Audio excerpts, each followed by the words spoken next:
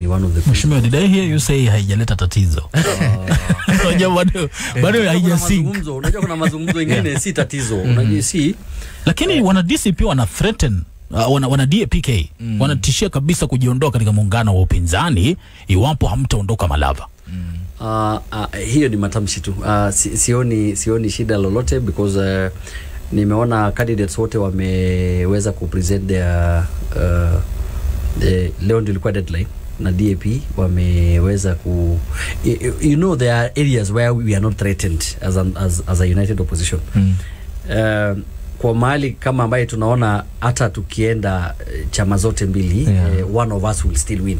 Hiyo ni sibling competition. Haina kama gani hizo?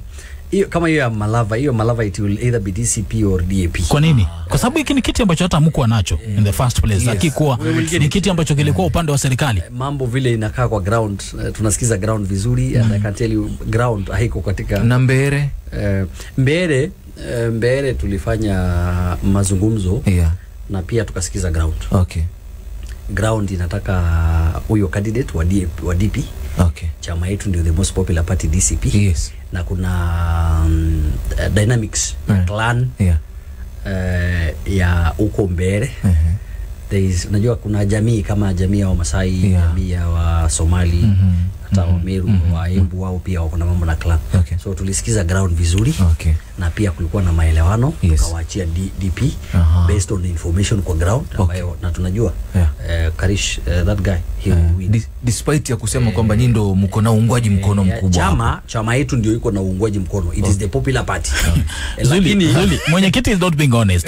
Because kwa sababu najiuliza kwamba kama mimi naona kwamba you are very strong and I'm also strong na any of us anaweza kashinda. Mbona tusiungane ili iwe rahisi kushinda? Exactly. Tumeungana kama Mbere, kama Malava. Malava actually is ndo mahali ambapo tumegundua kumbe hawa mabingwa kuna kutishiana tayari kwamba msipotoka hapa tunaamua kuunga mkono tutasema saa hizi tutam.